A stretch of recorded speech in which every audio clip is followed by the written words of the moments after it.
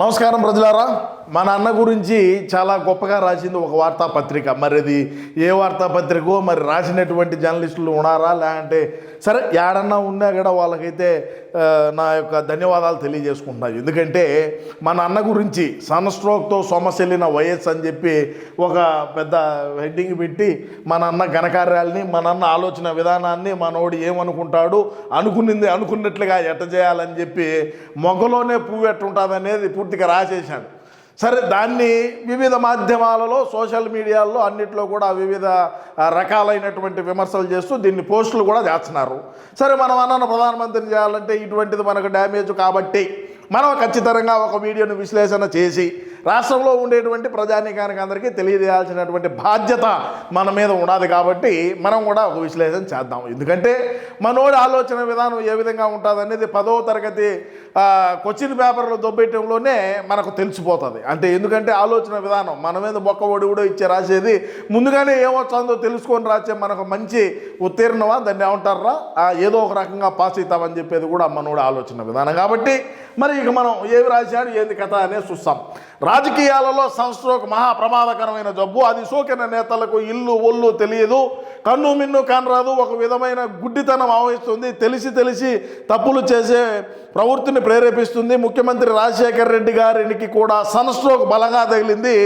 అప్పుడు కడప జిల్లా MP YS Vivekananda Reddy రాజీనామా ప్రహసనానికి కారకము, ప్రేరేకరము. ఇట్లాంటివన్నీ ఆయన చదవాలంటే ఏ ఆశామాషా పని కాదు, చదవలేడు. అదేవిధంగా ఈ సన్ స్ట్రోక్ మాత్రమే అంటే వివేకానంద రెడ్డి గారిని ఎంపీగా చేసిన రోజుల్లోనే రాజశేఖర రెడ్డి గారికి సన్ స్ట్రోక్ బలంగా తగిలిందని చెప్పి రాసినటువంటి మాటలు ఇవి. అంటే మనం రాసేటి కాదు, లేకంటే మనం ఏదో ముద్రించినటి కూడా కాదు. ఒక జర్నలిస్టు మరి ఇన్వెస్టిగేటివ్ జర్నలిజం చేశాడా, ఏం జర్నలిజం చేశాడో ఏదో చేసి రాశాడు మొత్తానికి. సరే, ఆ రాసిన ఆయన ఉన్నాడో మరి ఆడినాడో ఉంటే మంచిదని నేను కూడా తెలియజేసుకుంటా ఉండా. ఇకపోతే రాజశేఖర రెడ్డి గారి కుమారుడు జగన్మోహన్ రెడ్డి చాలా చురుకైన యువకుడు, మాకందరికీ కూడా తెలుసు. ఆయనలో తండ్రి కంటే తాత పోలికలే ఎక్కువ. ఆ దూకుడుతనంతో యథాతథంగా సక్రమించింది. మంచిది, ఎందుకంటే మేము 5 సంవత్సరాల పాటు మేము రాజారెడ్డి గారి రాజ్యాంగాన్ని అవలంబించినాం, రాజారెడ్డి గారి రాజ్యాంగాన్నే ముందుకు తీసుకొమ్మినాం. మరి రాజారెడ్డి గారి హావభావాలు, రాజారెడ్డి గారి ఆలోచన విధానం, రాజారెడ్డి గారి మనస్తత్వం మన జగనంలో ఉండబట్టే కదా 10వ తరగతిలోనే ప్రశ్నాపత్రాలు మనం క్వశ్చన్ పేపర్లు దొబ్బేసింది. మరి అంతమంది పిల్లలు చదువుతున్నటువంటి స్కూల్లో మరి ఎవరూ కూడా చేయలేనటువంటి పనిని మనోడు ఎందుకు చేశాడు?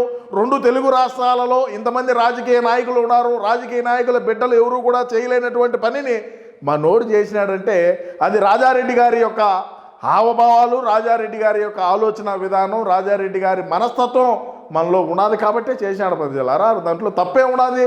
మనోడు చేసినాడు కాబట్టే ఈరోజు రాసినారు, మనోడు చేసినాడు కాబట్టే మనం ఈరోజు మాట్లాడుకుంటున్నాం. మరి అందరి బిడ్డల గురించి మనం మాట్లాడుకోలేదే. మనోడు గురించి గొప్పగా ఒక చారిత్రాత్మకమైనటువంటి పని చేసినాడని మనం చెప్పుకోగలుగుతున్నాం. ఆ రోజు అది చేయకుండా ఉంటే మనం ఏమి చెప్పుకుంటాం? మనోడు ఏమి ఉండదని మనోడి దగ్గర చెప్పగలుగుతాం. మనం ఇటువంటివన్నీ చేయబట్టే మనం చెప్పుకోగలుగుతున్నామని కూడా నేను ఈ సందర్భంగా తెలియజేస్తున్నాను. ఆయన ఎప్పుడో మొగ్గలోనే పువ్వు గురించి రాశాడు. అంటే మనం అనజేసిన పనులన్నీ అయ్యే కదా, మరి వేరే ఏమున్నాయి? అదేవిధంగా తాను అనుకున్న మాట నెరవేరి తీరాలనే పట్టుదల కలిగిన వాడు జగన్మోహన్. అప్పటి వరకు రాజకీయాల్లో ఆయన ప్రమేయం పులివెందుల నియోజకవర్గానికి మాత్రమే పరిమితం. ఎక్కువ కాలం రాజకీయాల కంటే వ్యాపార విషయాలే వెచ్చిస్తుంటాడు. ఆంధ్రాలో 1, కర్ణాటకలో 2 విద్యుత్ ప్రాజెక్టులు ఉన్నాయి. 100 కోట్ల పెట్టుబడి పెట్టి ఉంది. వాటిలో అయితే ఎంత పెద్ద వ్యాపారం ఉన్నా రాజకీయాల్లోనే ఎవరు పదును అధికారం అన్న సూక్ష్మాన్ని బలంగా గ్రహించిన వాడు. దీంతో మొన్నటి ఎన్నికల్లోనే పార్లమెంటు స్థానానికి పోటీ చేయాలని తలపెట్టాడు. ఇది ఇప్పుడు కాదు, వివేకం సార్తో అన్నకు ఇప్పుడు కాదు, అది ఎప్పుడు చూడాది. అదేమి మనం నిన్న మొన్న ఏమో లేబ్బా అనుకున్నాం, అది కాదు కథ. అది చాలా కాలం నుంచి జరుగుతుంది పుష్ప, ఇది ఇప్పుడు కాదు. అదేవిధంగా అయితే ఆ దూకుడు రాజశేఖర రెడ్డి గారే సమ్మతించలేదు. ఆనాటి ఆ రాష్ట్రంలో ఇంత విస్తృతమైన కాంగ్రెస్ గాలి వీస్తుందని సంగతి ఎవరికి తెలియకపోవడమే ఆ నిర్ణయాలకు కారణం. అంటే కాంగ్రెస్ గాలి అప్పట్లో ఆ విధంగా వీచందని వీళ్ళు అనుకోలే. మనం ఎందుకు పోతామేమోనే, మళ్ళా డబ్బులు ఖర్చు పెడతామేమోనే, మళ్ళా ఓడిపోతే ఇదొక భయసినమే అని చెప్పి ఆ రోజు పెద్ద ఆయన ఆలోచన చేసినాడు. తెలుగుదేశం తరపున మైసూరారెడ్డి నిలబడుతున్నాడు కాబట్టి అతన్ని ఎదుర్కోవటంలో తప్పులు చేస్తే అలాగే ఎసురు వస్తుందని భయపడి తన తమ్ముడు వివేకానంద రెడ్డి గారిని పోటీ నిలిపాడు. అప్పుడే జగన్మోహన్ రెడ్డి తన నిరాశ వ్యక్తం చేశాడట. ఆ రోజుల్లోనే డబ్బు మనది, ఓట్లు మనవి, మనుషులు మనోళ్ళు, పదవులు మాత్రం చిన్నాయన కానీ నిగార్టం ఏదో నిష్ఠూరం పలికాడట. అది ఇప్పుడు కాదు, చాలా అల్లలాంటి చరిత్ర పుష్ప ఇది, ఇప్పుడు కాదు. ఆ రోజుల్లోనే మైసూరారెడ్డి నిలబడుతున్నాడు తెలుగుదేశం పక్కన, మరి ధీటుగా ఎదుర్కోవాలంటే వివేకం సార్ అయితే ఎదుర్కొంటాడని చెప్పి వివేకం సార్ని పెడితే డబ్బు మనది, అదేవిధంగా మనుషులు మనోళ్ళు, ఓట్లు మనవి, పదవులేమో చిన్నాయనక నేనంతా అదే అని ఆయన వ్యక్తం చేసినట్టు నిష్ఠూరం వ్యక్తం చేసినట్టు అంట. ఇది పక్కా మా రాయలసీమ వాళ్ళే రాశారు బా, ఎవరు రాశారు కానీ మొత్తానికి మనోడు గురించి చరిత్ర బ్రహ్మాండంగా రాశారు. ఏడే రాశారో చూడు. కన్న కొడుకుని ఎంపీగా చేసుకోవాలనే చిన్న కోరిక ముఖ్యమంత్రి ప్రదర్శన అటు ఢిల్లీలో ఇటు జనంలో కూడా పాతాళానికి దిగజార్చింది. మన అన్న ఎంపీగా పోవాలని, అంటే ఎంపీగా పోతే పెద్ద పెద్ద వాళ్ళతో పరిచయాలు అవుతాయని, పెద్ద పెద్ద వాళ్ళతో పరిచయాలు అయితే మరింత సూట్ కేసు కంపెనీలు పెట్టొచ్చని ఆ రోజుల్లోనే ఆలోచన చేశాడు. దాంట్లో రాసి ఉన్నారు, చదువుదాం దీన్ని కూడా. అదేవిధంగా నిష్ఠూరం పలికాడు. కానీ అప్పట్లో ఆయన స్వరం బలహీనంగా ఉండిందంట. అన్నది స్వరం, అప్పట్లో స్వరం అంటే ఇప్పుడు కూడా అట్నే ఉన్నది అనుకోండి, కాకంటే డోసేజ్ పెంచే ఉంటారేమో.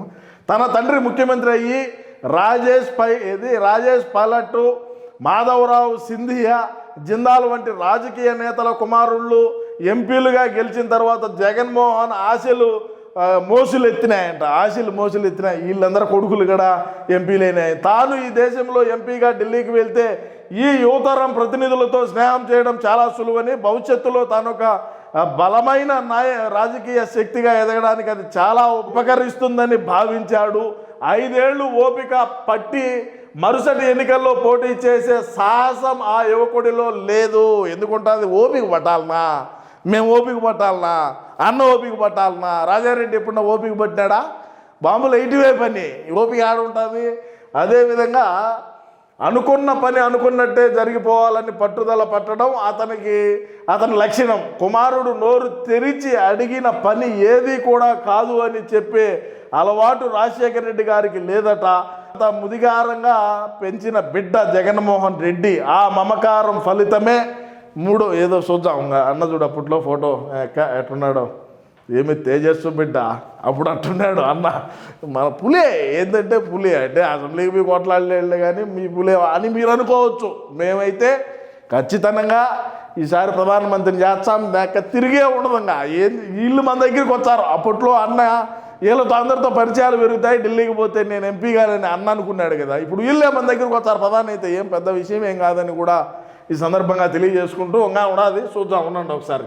వైఎస్ ముఖ్యమంత్రిగా పదవి స్వీకారం చేసిన వెంటనే ఈ ప్రస్తావన వచ్చింది. అయితే కొంతకాలం ఆయన దానిపై నిర్ణయానికి సాహించలేదా, ఏదో పోయాడు. కుమారుడి కోసం తమ్ముడిని బలి చేశాడన్న నింద పైన పడుతుందనే అదే ఖచ్చితంగా ఇప్పుడు అబ్బిని ఆడికి పంపించాలంటే చిన్నాయన్ని అదే వివేకం సార్ను నువ్వు రాజీనామా చేయరా, మన పిల్లోడిని ముందు మనం పంపించాలని ఎట్ట చెప్తాడు పాపము. ఆ బుద్ధుడు దాకా అన్న అంట తిరిగి ఎంపీ అయినాక నువ్వు రాజీనామా చేయి మనోడిని చేయాలంటే అవుతుంది ఆ పని, అట్ట కాదు కదా. అదేవిధంగా అటువంటి నిర్ణయం తీసుకుని అధిష్టానం ఎట్లా స్పందిస్తుందన్న భయం మరొక పక్క రావడం రాజశేఖర రెడ్డి గారికి కొంతకాలం పాటు నలిపేశాయి. అయితే జగన్మోహన్ రెడ్డి మాత్రం ఎట్టి పరిస్థితుల్లో వెనుక తగ్గేది లేదు, ఇష్టపడలేదు. తన కోరిక తీర్చాల్సిందేనంటూ తండ్రిపై విపరీతమైన ఒత్తిడి తెచ్చాడట. దాంతో కుటుంబ సభ్యులు 2 వర్గాలుగా చీలిపోయాయని, వివేకానంద రెడ్డి రాజకీయాల పట్ల పెద్దగా ఆసక్తి లేదన్న మాట వాస్తవం. ఆయన మహా సాత్వికుడు, దేన్నైనా చిరునవ్వుతో దేన్నైనా స్వీకరిస్తా అంట. 1-3 సార్లు ఎంపీగా గెలిచిన అధికార గర్వం రవ్వంత కూడా లేని నిరాబండరుడు అని చెప్పి రాశారు. ఓకే, బాగానే ఉన్నది. ఇంకా మనం ఈ రెడ్ మార్క్ రాసింది చూద్దాం. అయితే రాజశేఖర రెడ్డి గారు కుమారుడు బలవంతాన్ని తప్పించుకోలేక వివేకానంద రెడ్డికి నచ్చజెప్పి స్పీకర్కు రాజీనామా పత్రం సమర్పించేటట్టు చేశాడు. చూడండి, ఎటైనా సరే మనోడు ఖచ్చితంగా ఎంపీ కావాల్సిందే. ఏదైనా ఎటైనా మనం అనుకున్నాము. 5 ఏళ్ళు ఓపిక పట్టే అంత లేదు మన దగ్గర సినిమా. మన ఓపిక ఎందుకు పట్టాలా? మన డబ్బు, మన మనుషులు ఓట్లేశారు. శనాయన కట్టేయాల పదవి, శనాయన ఎందుకు ఉండాలి, నేనే ఉంటా కదా అనేది ఒకటి. కానీ ఢిల్లీలో కథ మొత్తం అడ్డం తిరిగిపోయింది. సోనియా గాంధీ ఈ రాసనం పట్ల తీవ్ర ఆగ్రహం వ్యక్తం చేశారట. వ్యక్తం చేస్తారు, ఇబ్బంది చేయం, మేమే మారినామా. అదేవిధంగా ఈ పరిణామంలో రాజశేఖర రెడ్డి పాతాళానికి దిగదార్చింది, ఖచ్చితంగా దిగదార్చే ఉంటుంది. అదేవిధంగా అదే సమయంలో జగన్మోహన్ రెడ్డి నేతృత్వంలో హైదరాబాద్ నగరంలో అనధికారికంగా ఒక చీట్లాట క్లబ్ పెట్టారని, దానిపై చర్య తీసుకోవడానికి పోలీసులు జంకుతున్నారని పత్రికలో వార్తలు వచ్చినాయి. అంటే మన అన్న కూడా పెట్టాడా చీట్లాట? అంటే మా రాయలసీమలో సీట్లు పేక, ఆ పక్క పేక, మేము సీట్లాట అంటారబ్బా. సీట్లాట మనోడు కూడా పెట్టాడంట హైదరాబాద్లో. అదేవిధంగా పరువు బజారుకి ఎక్కుతుందన్న భయపడిన ముఖ్యమంత్రి తానే జోక్యం చేసుకొని ఆ క్లబ్ను మూసేసించాల్సి వచ్చిందంట. అదేవిధంగా ఇది చాలదన్నట్లు పులిచింతల టెండర్లో జగన్మోహన్ రెడ్డి జోక్యం చేసుకున్నాడని, తక్కువకు టెండర్ వేసిన వారికి సాంకేతిక కారణాలతో పక్కన పెట్టి వేరొకరికి టెండర్ కట్టబెట్టేందుకు అధికారులపై ఒత్తిడి తీసుకుంటారని ఒక దినపత్రికలో వార్త రాసింది. ఆ విషయంలోనూ ముఖ్యమంత్రి జోక్యం చేసుకున్నట్లు సరిదిద్దవలసి వచ్చింది. కడప జిల్లాలో వెలికల్లు టెండర్ల విషయంలో జగన్మోహన్ రెడ్డి పేరు బయటకు పొక్కింది. ఆ టెండర్లను కూడా ముఖ్యమంత్రి రద్దు చేయించారు. అంటే ఈడ మనం ఒకటి ఆలోచన చేయాలి ప్రజలారా. ఎందుకంటే ఈయన ఎవరో మొత్తానికి బాగానే రాశాడు, తప్పేం రాయలా. సన్ స్ట్రోక్ అని చెప్పి పెద్ద అక్షరాలు పెట్టాడు. సన్ స్ట్రోక్తో సమస్యలిన వైఎస్ అని చెప్పి రాశారు. అంటే మనోడు ఈరోజు కాదు, ఇది కొన్ని ఏళ్ల కిందటి నుంచి కూడా వివేకం సార్ అంటే మనోడికి ఎంత ప్రేమ ఉన్నది, మరి వివేకం సార్ గారి పట్ల ఏ విధమైనటువంటి ప్రేమ, అభిమానం, ఆప్యాయతలు ఉన్నాయనేది స్పష్టంగా రాశాడు. మనం ఏదో ఇన్వెస్టిగేట్ చేసిందో లేదంటే మనం రాసిందో కాదు. ఇది ఒక జర్నలిస్ట్ గారు, మరి ఆ జర్నలిస్ట్ గారు ఎక్కడున్నా కూడా ఆయనకు నమస్కారం తెలియజేసుకుంటూ, అంటే ఈ భూమండలంలో ఉంటే పైన ఉంటే అంటే వివేకం సారు, అదేవిధంగా రాజశేఖర రెడ్డి గారు ఇద్దరు కూడా నమస్కారాలు తెలియజేసుంటారు. అది మనకందరికి కూడా తెలిసినటువంటి విషయమే. సో ఏది ఏమైనప్పటికీ కూడా మనోడి ఆలోచన విధానం ఆ రోజుల్లోనే రాశారు. ఏమని? ఆయనలో తండ్రి కంటే తాత పోలికలే ఎక్కువ, ఆ దూకుడుతనం యథాతరంగా సక్రమించింది. అది కథ. మనం ఇంకేం మాట్లాడలేం. ఎందుకంటే రాజారెడ్డి గారి ఆలోచన విధానం, రాజారెడ్డి గారి ఒక మనస్తత్వం ఏ విధంగా ఉంటుందనేది మనందరికీ కూడా తెలుసు. ఆ మనస్తత్వం కలిగినటువంటి వ్యక్తి మన పులి, మన జగనన్నను కూడా నేను ఈ సందర్భంగా తెలియజేసుకుంటూ, ఇంకా ఇటువంటి సన్ స్ట్రోకులు, ఇటువంటి చెల్లెలు స్ట్రోకులు, తల్లి స్ట్రోకులు ఎన్నున్నా కూడా మనోడిని ఖచ్చితంగా మనమైతే ఖచ్చితంగా ధీటుగా ఎదుర్కొని, మరి సినాయన అట్లాంటి సినాయన గరిగరిక కానీ ఆయన పాటికి ఆయన కాలం చేశాడు, ఆయన పని అయిపోయింది, ఆయన కబెట్టు కుట్టుకు ఆయన పాటికి ఆయన వినాడు. మరి ఇక రాబోయేటువంటి రోజుల్లో ఆ 2.0 అంటున్నాడు, రకరకాలుగా మాట్లాడుతున్నాడు. ఏమవుతుందో చూద్దాం. ఏది ఏమైనప్పటికీ మనోడిని మనం ఖచ్చితంగా ప్రధానమంత్రిని చేసుకునేదాకా మన ఈ పోరాటం ఇట్లే కొనసాగుతుందని కూడా తెలియజేసుకుంటూ, అదేవిధంగా సన్ స్ట్రోక్ ఏ విధంగా తగిలింది, ఏంది కథ అనేది మనం విశ్లేషణ చేసినాం. కాబట్టి మనం మీ అభిప్రాయాన్ని ఖచ్చితంగా సన్ స్ట్రోక్తో సొమ్మసిల్లిన వైఎస్ అనే క్యాప్షన్ ఏదైతే పెట్టారో, ఇల్లు అనే హెడ్డింగ్ ఏదైతే పెట్టినారో, దీనిపైన మీ అభిప్రాయాన్ని తప్పకుండా కామెంట్ రూపంలో అయితే తెలియజేయండి. నమస్కారం.